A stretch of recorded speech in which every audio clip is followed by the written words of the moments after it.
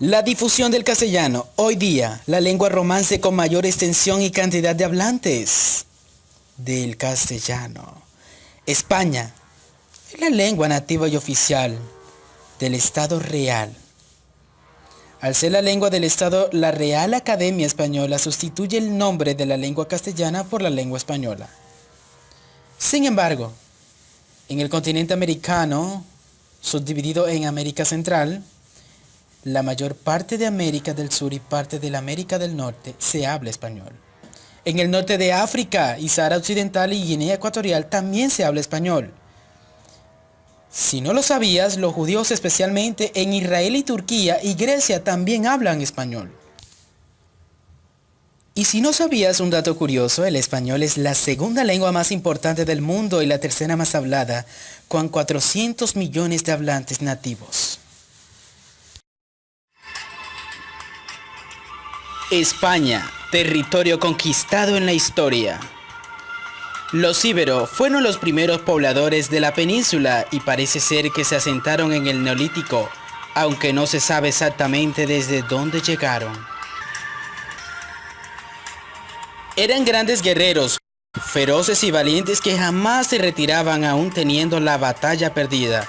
No disponían de ejército organizado y su forma de luchar era la guerrilla y el ataque por sorpresa. Grandes guerreros. Sin embargo, estaba otro pueblo. Emigraron desde la península de Anatolia, la actual Turquía, los denominados celtas, hasta Europa Central en el año 1200 a.C. y se expandieron por casi toda Europa. A la península ibérica llegaron en el 900 a.C. Los guerreros celtas eran feroces, salvajes, bestias, toscos y arrogantes. Hacer la guerra era una parte esencial de la vida cotidiana de los celtas, pero atacaban por impulso, sin organización ni planificación. ¡Qué pesar por los celtas! Los celtíberos fueron la función entre los celtas e íberos. Se formaron en el 500 a.C. y mezclaron sus culturas, diferenciándose así de los antiguos pueblos de la península ibérica. ¡Qué gran fusión! Pero, ¿quiénes eran los guerreros celtíberos? Eran grandes guerreros. Atacaban en terrenos de difícil maniobrabilidad. Su táctica consistía en la guerrilla y cambiar rápidamente entre el ataque por sorpresa y la huida. Una gran organización. Pero pronto llegaron a ellos pueblos originarios de la costa de Siria. Los fenicios fueron los primeros navegantes de la historia. Establecieron colonias y factorías por las costas del Mediterráneo. En el siglo VIII llegan a la península ibérica. Fundaron Gardir, hoy conocida como Cádiz, que fue una de sus colonias más importantes. Llega a ellos el pueblo de sabios, los griegos. Llegaron a la península en los siglos 8 a.C. y 7 a.C. Eran rivales comerciales de los fenicios. Fundaron colonias en la actual costa de Catalana, Rosas y Ampurias.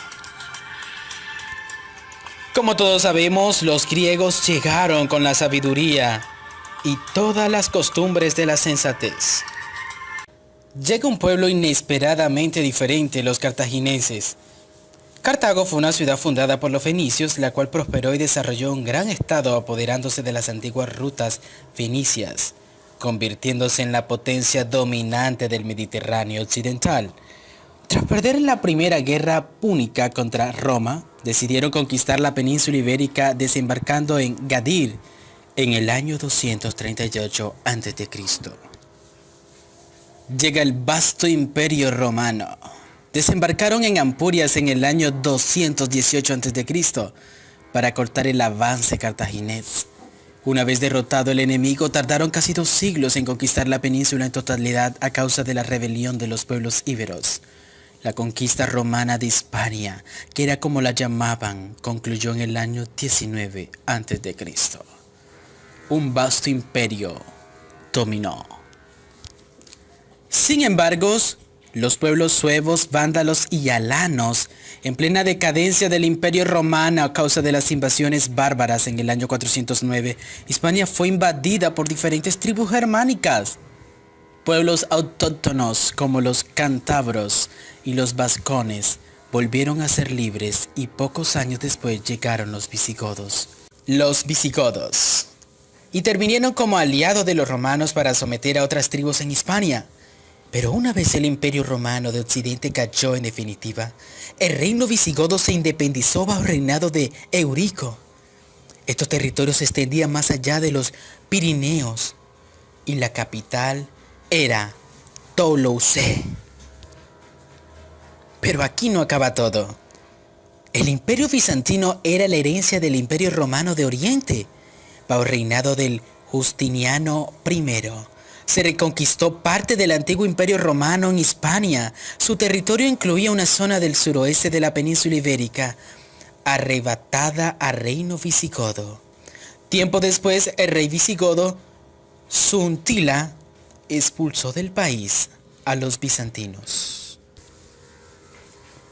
Los musulmanes, los árabes, el gran imperio árabe. Aprovechando la crisis interna del reino visigodo, envuelto en una de sus constantes luchas internas por el poder monárquico, tropas musulmanas compuestas por árabes y berberes cruzaron el estrecho de Gibraltar en el año 711, iniciando la conquista de la península ibérica, y otro nuevo mundo estaba a punto de saltar.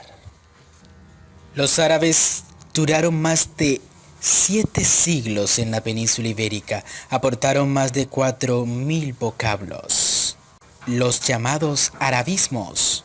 La reconquista y los reinos cristianos peninsulares. ¿Qué pasó con ello?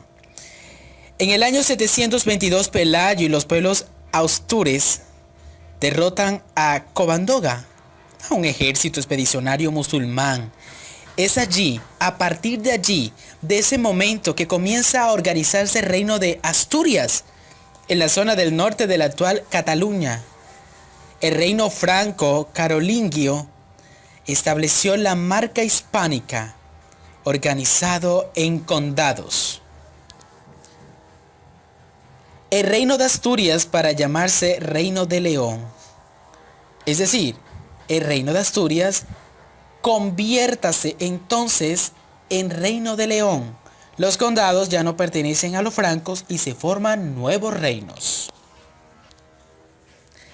Increíblemente, en el siglo XV los reyes católicos y la unidad de España, esto conformado en las personas de Isabel y Fernando, se casan en secreto en el año 1469. Una boda inesperada.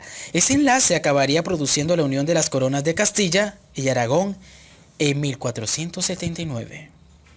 Las bodas estuvieron también. Un gran proceso había formado. Había concluido el proceso de unificación de España. La unión era, sin embargo, la unión dinástica bajo los mismos monarcas. Los distintos reinos surgieron manteniendo diferentes leyes. En enero de 1492 culmina la conquista del reino nazarí de Granada. Acabada así la reconquista y la presencia musulmana en la península ibérica. ¿Pero qué quiere decir la fecha de 1492? La fecha coincide con la conquista del reino nazarí de Granada y del descubrimiento de América. Esto fue una unión dinástica, por puro interés. El descubrimiento de América y su colonización extendió el castellano. Pero, ¿terminó todo? Pues no. Las lenguas romances o neolatinas comienzan. Se llaman estas lenguas, que procedían del latín, que se hablaban en las diferentes zonas de las regiones del Imperio Romano. El castellano es uno de los varios idiomas de la transformación que llegó al latín vulgar. Las primeras gramáticas del castellano fue publicada por el gran Helio Antonio de Nebrija en el mismo año del 1492. En tanto, iniciaba la expansión de la lengua de Castilla por el nuevo continente americano. Y esto es todo por hoy, amigos. No te puedes perder más videos aquí en tu canal. Nos despedimos con la frase del día de Émile Cioran, quien dice: algunos tienen desgracias, otros obsesiones. ¿Quiénes son más dignos de lástima? Hasta pronto. Y recuerda, la educación vale mucho.